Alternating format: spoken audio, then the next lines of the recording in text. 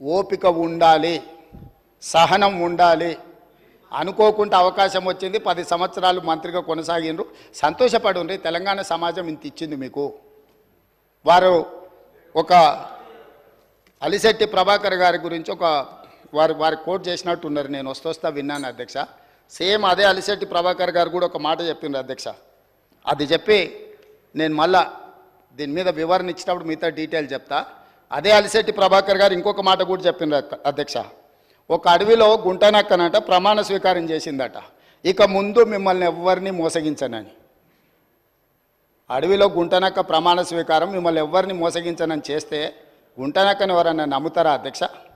10 సంవత్సరాలు ఏలి ప్రజల్ని మోసం చేసి ఇవాళ వారు అక్కడ కూర్చొని ఈ ప్రభుత్వం ఏం చేయట్లేదు, ఈ ప్రభుత్వం తెలంగాణ సమాజాన్ని మోసం చేసింది అన్నట్టుగా మాట్లాడితే నమ్మడానికి ఎవరు సిద్ధంగా లేరు అధ్యక్ష. అదే అలిశెట్టి ప్రభాకర్, కరీంనగర్ బిడ్డ, సిరిసిల్లనే అనుకుంటా పొన్నం ప్రభాకర్ గారు చెప్పాలి, జగిత్యాల, వారు చెప్పిందే కూడా మన కళ్ళ ముందర ఉంది అధ్యక్ష.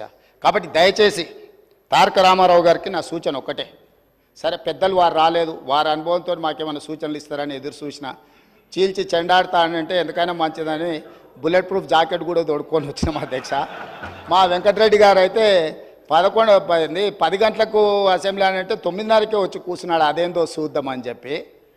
ఒక సినిమాలో మీకు తెలుసు కదా అధ్యక్ష, నేను ఊరు బయట ఉన్న కొండనెత్తుతా మీరు రాండి అని సవాల్ ఇస్తుండే ఒక ఆయన. ఊరంతా వచ్చిందారే ఎట్లెత్తుతాడో చూద్దామని. ఇంకా పేల్వాన్ కూడా కొండ దగ్గరకు వచ్చిండు, వచ్చి మొత్తం జబ్బలు జరుచుకొని తొడలు కొట్టుకొని చెప్పిండట, మీరు అందరు కలిసి ఎత్తి నా మీద పెట్టుండి మోసి చూపిస్తా అని. గట్లనే ఉంది అధ్యక్ష వాళ్ళ చీల్చి చెండాడు కూడా. కాబట్టి దయచేసి ఇప్పటికైనా సబ్జెక్ట్, ఇప్పటికైనా ప్రభుత్వం అధ్యక్ష, ఈ ప్రభుత్వం విధానపరమైన నిర్ణయాలు తీసుకుంటుంది, ఈ ప్రభుత్వం పాలసీలు తీసుకొస్తుంది, ఈ ప్రభుత్వం రైతు పాలసీ తీసుకొస్తుంది, అంటే వ్యవసాయ పాలసీ తీసుకొస్తుంది, ఈ ప్రభుత్వం స్పోర్ట్స్ పాలసీ తీసుకొస్తుంది, ఈ ప్రభుత్వం ఆర్టిఫిషియల్ ఇంటెలిజెన్స్కు సంబంధించిన పాలసీ తీసుకొస్తుంది, ఐటీ అండ్ ఇండస్ట్రీస్ పాలసీ తీసుకొస్తుంది ప్రభుత్వము, ఎనర్జీ పాలసీ తీసుకొస్తుంది ప్రభుత్వము. మేము తీసుకొచ్చే పాలసీలల్లా మీరు సలహాలు సూచనలు ఇవ్వండి. ధరణి మీద కూడా మేము పాలసీ తీసుకొస్తాం. ఇవాళనో రేపు మా రెవెన్యూ శాఖ మంత్రి గారు ఇప్పటి వరకు చేసిన ఎక్సర్సైజ్ అంతా ధరణి రిలేటెడ్ కూడా, దానికి సంబంధించి ఏమేమి విషయాలు పాలసీ మేము తీసుకురావాలనుకుంటున్నాం తప్పకుండా మా మంత్రి గారు చెప్తారు. వారు కూడా ఏమైనా సలహాలు సూచనల అనుభవం ఉంటే వారిని ఉపయోగించాల్సిందిగా 2 గంటలు తీసుకున్నారు అధ్యక్ష. 2 గంటలు సరిగ్గా 2 గంటలు మాట్లాడినారు.